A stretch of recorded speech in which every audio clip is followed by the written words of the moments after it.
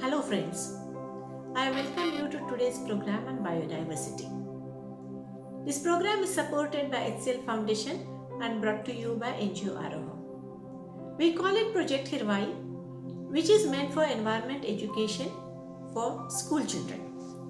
So again, I welcome you all and let us see few very important facts about biodiversity. Now, what is biodiversity? Biodiversity is the whole range of different varieties of living things that you see around us. It also includes different types of ecosystems. And biodiversity is everywhere.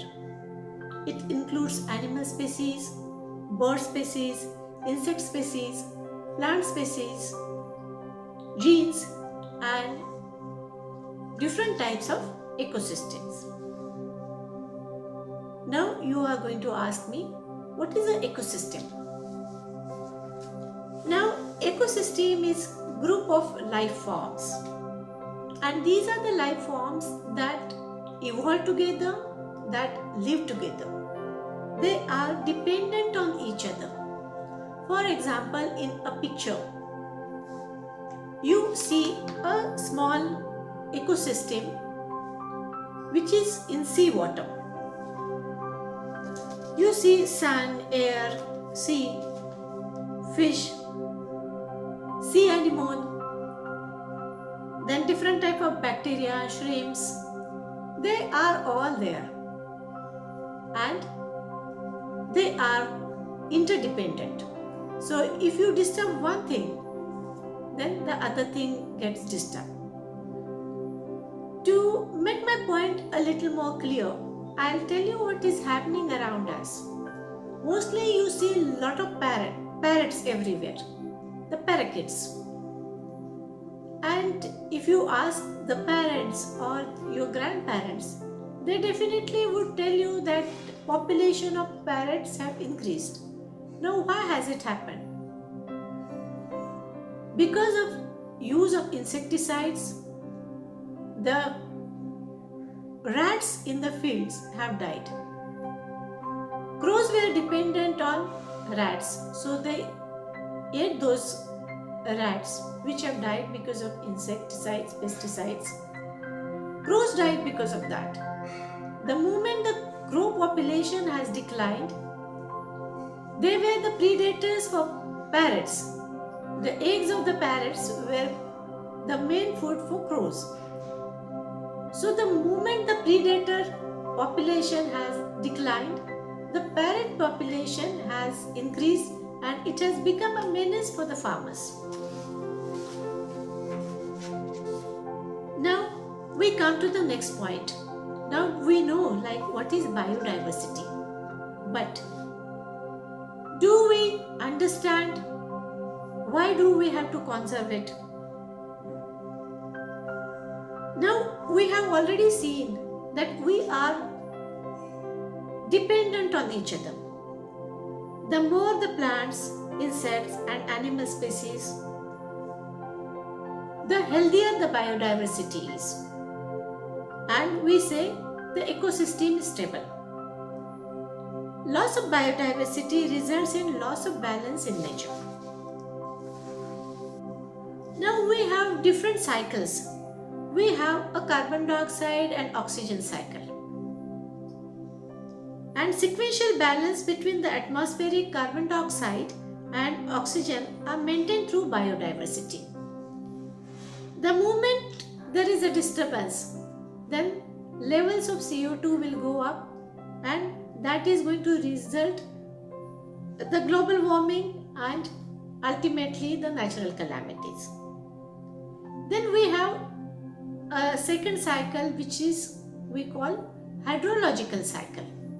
That is, we have rains every year and the water is absorbed by forest, trees, it percolates in the lands, then we have wetlands, we have rivers, then ultimately the water goes back to sea, again it evaporates and again we have clouds and ultimately the rains. The moment we disturb the balance, the cycle gets disturbed. Then we have incomplete cycle. So either we have more rains or we have less rains, and it increases the natural calamities. Third and main point is the decomposition. Different bacteria, different organisms, they are the natural decomposers.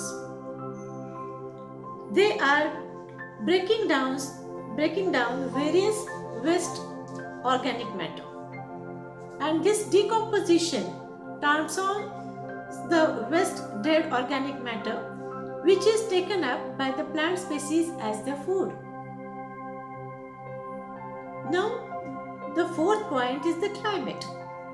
The maintenance of micro, local, and regional climate is determined and regulated by the biodiversity.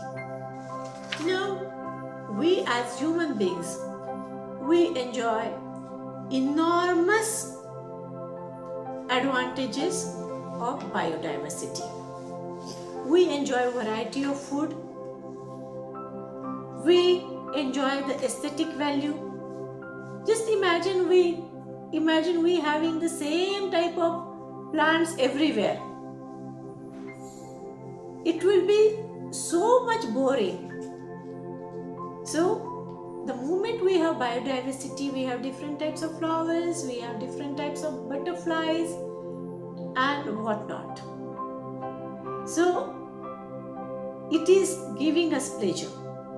We have a sense of continuation of culture as well.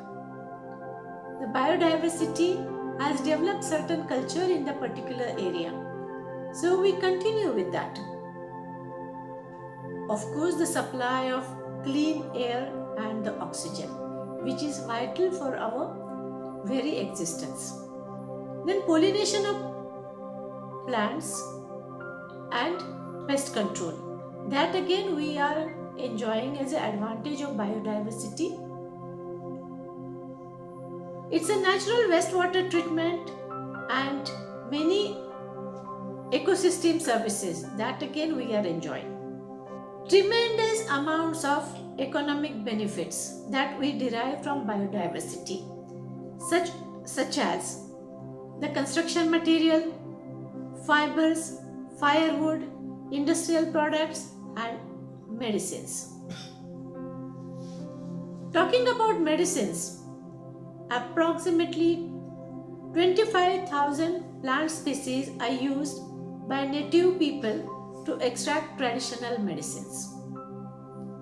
And you would not know about this probably, that more than 25% of allopathic medicines are derived from the plants. Another factor, of course, that is the livelihood.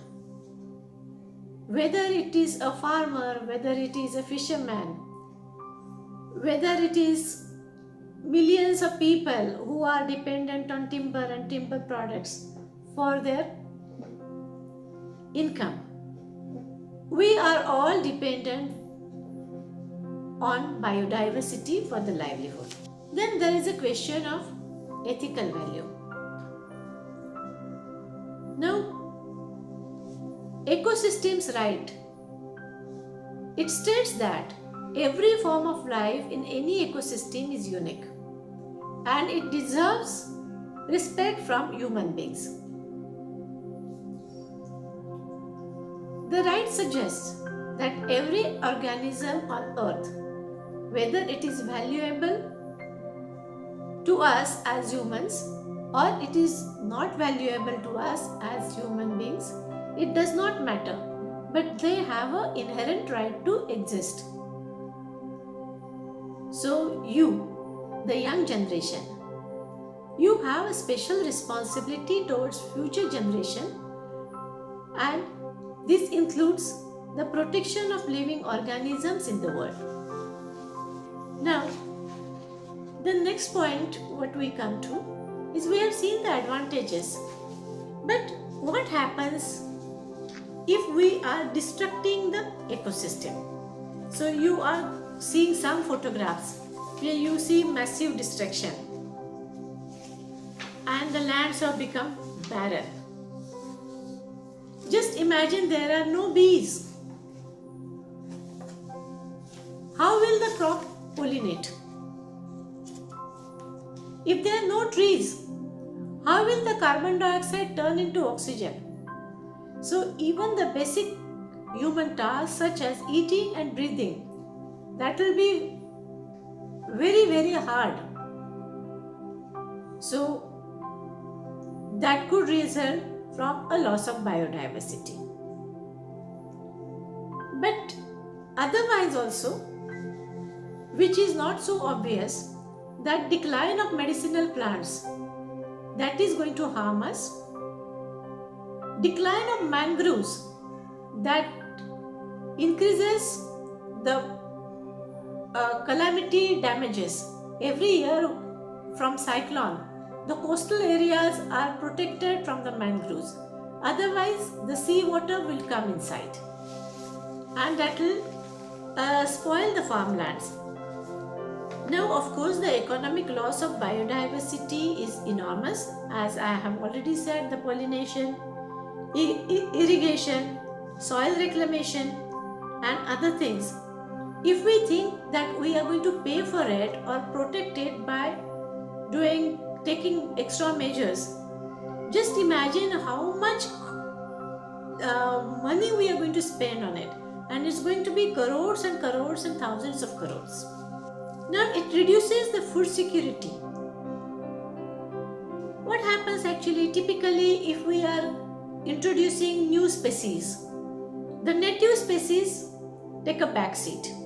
For example, we have introduced new breeds of cattle in our Jersey cows. We have introduced Jersey cows in India.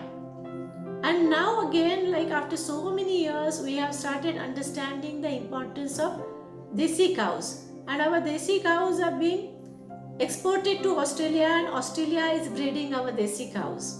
But in India, the population of Desi cows, our native breed, it has gone down. Same is the case with farming. We have started, most of the farmers, they have started cultivating soya beans because it's a cash crop. But then the traditional crop like jawar and lentils, which were giving the food security to the farmers, that has reduced. And of course, we have seen what happens with the reduction of biodiversity. That's the increased contact with the diseases. The moment we are encroaching on the land of the other animals and the species, they come in the contact of human beings. And we have seen like what happens, there's a increased risk of viruses that are coming in human contacts and the havocs that they are causing. Reduced biodiversity is again going to lead the loss of livelihood for the natives. From fishermen to farmers, biodiversity is very, very essential for maintaining their livelihoods. Now, the main question comes that how to conserve the biodiversity. And the process of conservation, this involves a sustainable development. Conservation methods should aim on preservation, maintenance, conservation, recovery, and enhancement of biodiversity and the ecosystems. Now we come to the first point, that is protection against degradation and destruction of ecosystem. Now, as I said, like it has to be a sustainable development. So biodiversity conservation, it involves promoting a balance between the environment, society and the development. Now, the present society should develop conservation strategies that meet the need without compromising that of the future generation. For example, we have developed our cities over the lakes and also on the wetlands. We have not really given it a thought that what is going to be the source of water for the city, because needs of the city are going to be increasing with the population, and we have already destroyed our wetlands and the sources of water in the city. So again, we have to really think very prudently before we go in for any sort of development. Now the second point, as I said, is the maintain, restore and increase ecological systems. Now this includes the maintenance and recovery of variety of species and degraded ecological systems such as damaged forest areas, heavily populated lakes, rivers and lands, among other things. So wherever there is a danger to all these biodiversity hotspots, we have to take extra care to restore them and take extra care to maintain them in future. Now the third point is identification and protection of endangered species. Now for example, the vulture population is going down. So what are we doing? We are focusing on captive conservation. So we are developing methods that involve the protection of vultures, and we are taking extra care to see that they do not become extinct in future. Now the fourth point is establishment of buffer zones. This is not a new thing for you. You are already seeing tiger projects where the forest is reserved for their habitats and no one is allowed to carry out any non-forestry activity in the core area as well as in the buffer areas. So we are creating areas which are secure for the wild animals and the natural environment that there is. The last thing what you see, actually, this is one of the picture from Orissa where you see a degraded land, and in the second picture you see a land again after the conservation methods were taken up, how it has flourished and it has come back to its original, probably the original state of affairs. So we still can create and conserve our beautiful heritage in India, and I hope you will continue to do that. Thank you so much. If you want to write to us, you can write to us on our email ID, that is arohar.nagpur@gmail.com, or to me, Vishakha Rao at redipmail.com. Thank you.